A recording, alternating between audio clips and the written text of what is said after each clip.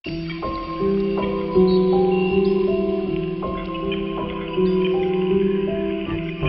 Assalamualaikum warahmatullahi wabarakatuh. Rekan-rekan mahasiswa, selamat datang pada video pembelajaran untuk tatap muka pada minggu keempat dalam kelas Ekonomi dan Perdagangan Internasional.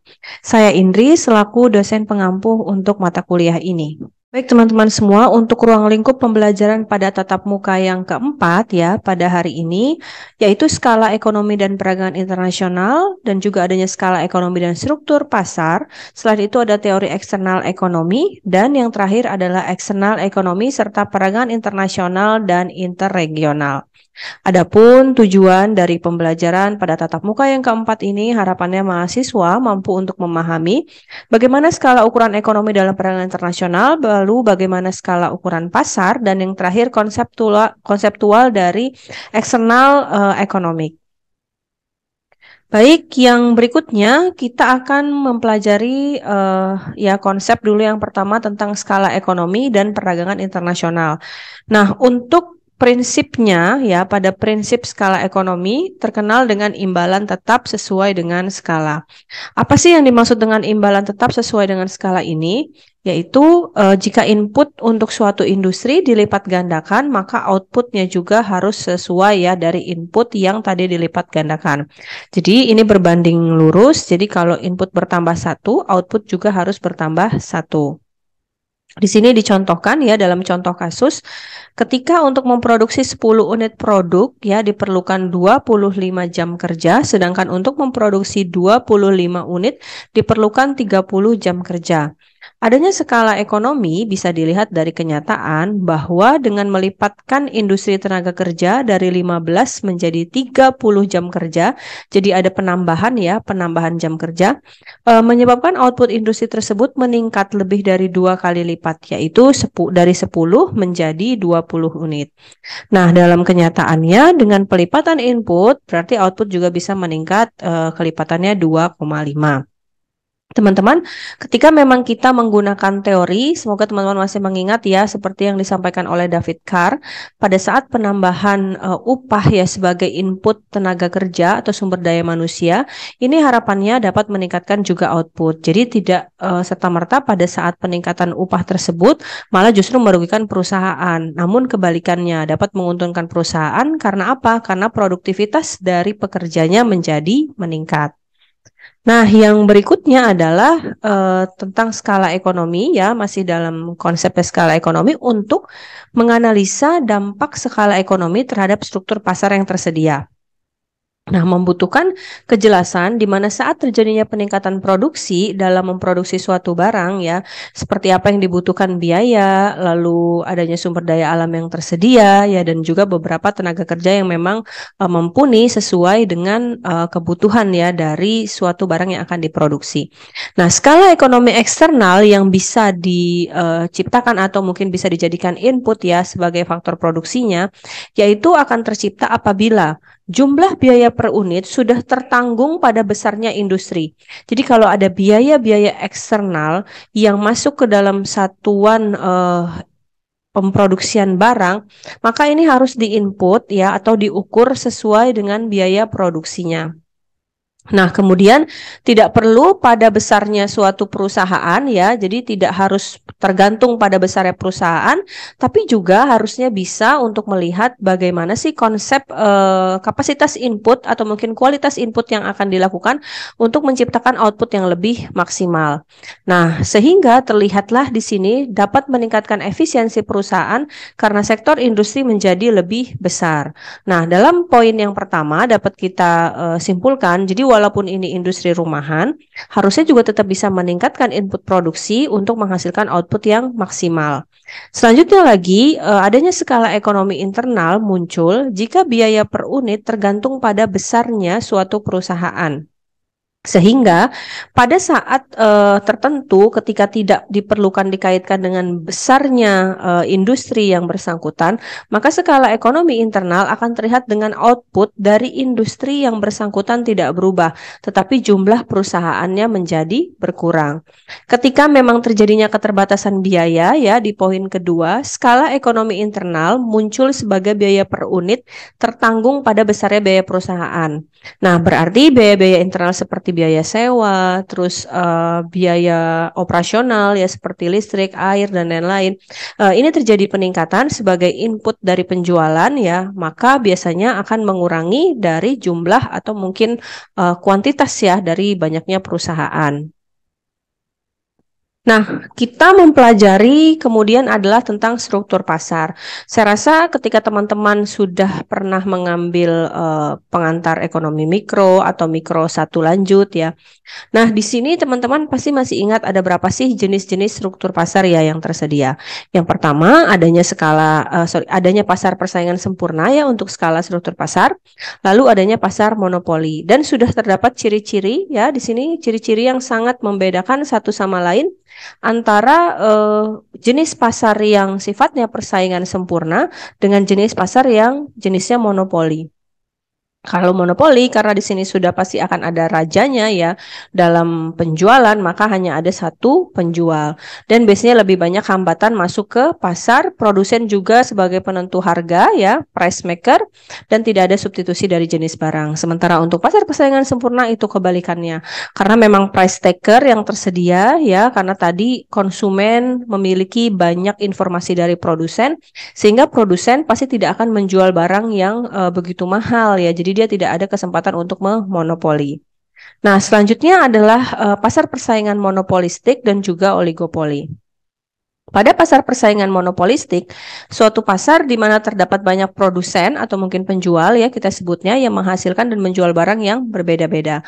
Ini kita lihat ya kayak contoh minimarket gitu ya. Dan itu juga berbeda dengan sistem pasar persaingan sempurna yang menjual barangnya yang serupa gitu ya. Nah, kalau di pasar oligopoli ini hanya terdapat beberapa jenis barang yang dapat dijualkan dan mereka juga sifatnya adalah homogen.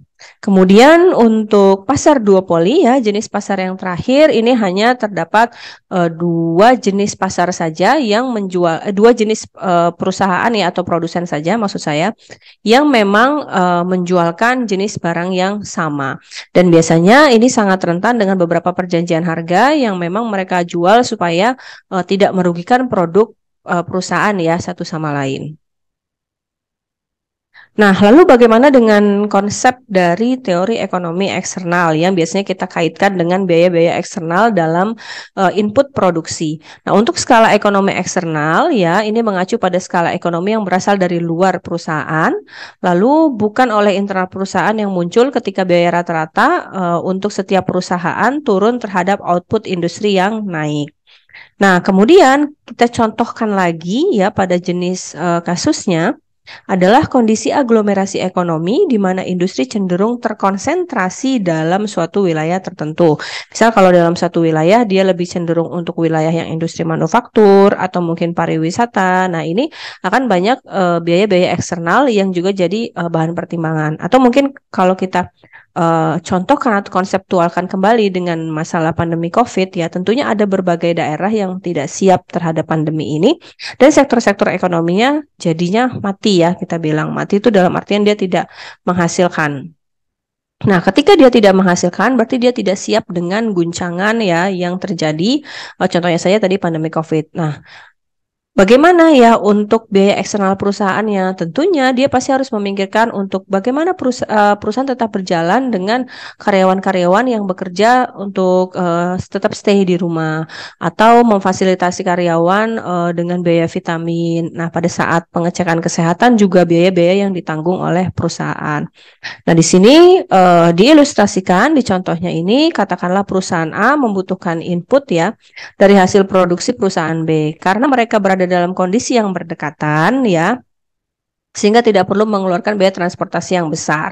Nah, ini biaya eksternalnya tidak besar. Keuntungan ini dapat memberikan dampak biaya bagi perusahaan ya, sebab dalam jangka panjang perusahaan mengalami biaya rata-rata yang semakin murah. Nah, ini yang dampak positifnya ketika memang jarak antara perusahaan A dengan perusahaan B-nya dekat dan mereka bertukar barang juga tidak menggunakan transportasi yang menyulitkan sehingga biaya transportasinya murah. Nah, tapi kalau tadi yang di awal saya ceritain tentang yang masalah COVID, nah bagaimana COVID ini dapat memberikan dampak yang menimbulkan biaya eksternal tersebut dapat merugikan dari segi input perusahaan ya. Nah, untuk teori interregional, dalam teori interregional, Ohlin ini tokoh ya dari tokoh ekonom, menyimpulkan bahwa perdagangan bertujuan untuk membuat faktor harga sama dengan mitra. Jadi yang menjual barang sejenis harusnya memiliki kesamaan dari jenis barang dan juga jenis-jenis harga-harga ya untuk setiap barang yang dijual. Nah, jika terdapat kondisi equilibrium, keseimbangan bahwa biaya sama dengan harga di mana Ohlin terdapat perbedaan dalam faktor harga sebagai penentu penjualan barang tadi, di mana kondisi yang diperlukan tetapi tidak cukup untuk perbedaan biaya komparatif. Nah, ketidakcukupan muncul ya dari kemungkinan bahwa input-output secara teknis tidak hanya menetralkan perbedaan faktor harga. Karena kondisi ya dari perdagangan atau mungkin pertukaran antar daerah interregional ini yang dikatakan Ohlin tanpa mengacu pada kondisi equilibrium umumnya. Jadi bagaimana satu daerah dapat menguntungkan atau membantu daerah lainnya, tentunya tidak mengukur acuan ketika dia juga menjual ya barangnya kepada luar negeri, karena pasti yang di luar negeri nanti harganya jauh lebih mahal. Nah, kemudian untuk membuktikan pernyataan terdapat beberapa asumsi ya tadi yang disampaikan oleh Ohlin bahwa wilayah memproduksi barang yang sama, tetapi hal ini berkaitan dengan bagaimana nilai tukar pada saat pembelian ya harus dibawa oleh perdagangan dengan ditukarkan agar harganya bisa sepadan. Tentunya mencari nilai tukar negara yang jauh lebih murah daripada yang si pembelinya.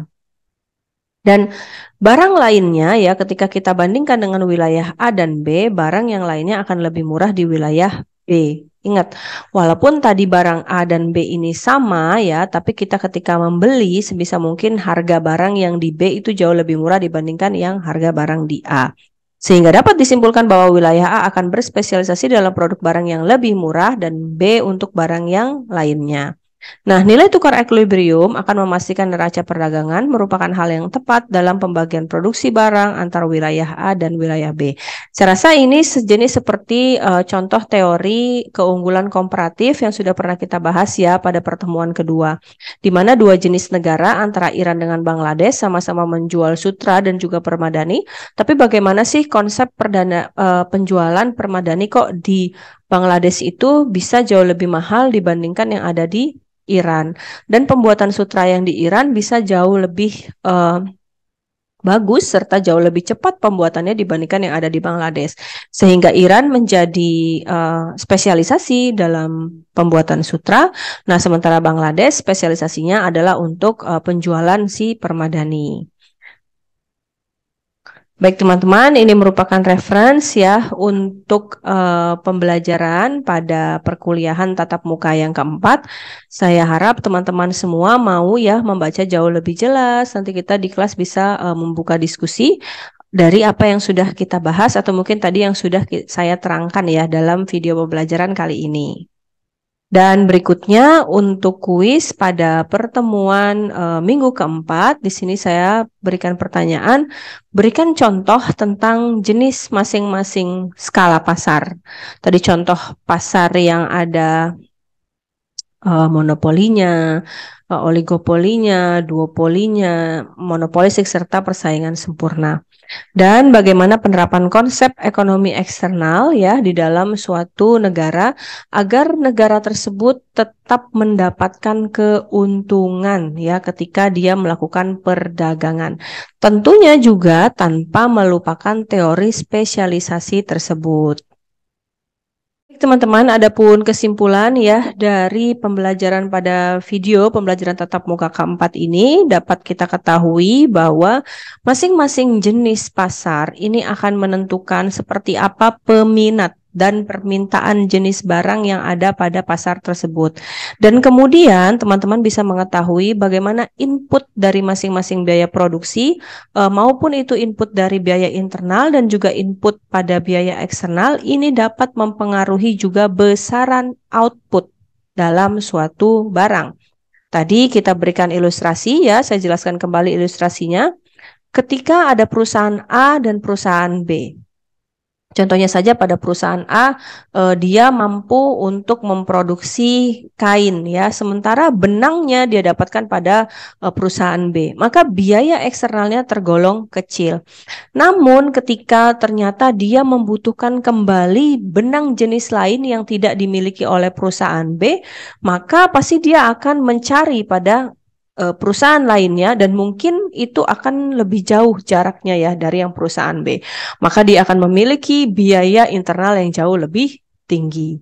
Nah, ketika biaya internal dapat dimasukkan ke dalam penginputan biaya produksi, maka ini akan meninggikan ongkos produksi. Ya, tentunya juga akan mempengaruhi seberapa besar sih output yang dapat terjual atau yang diminati sama masyarakat.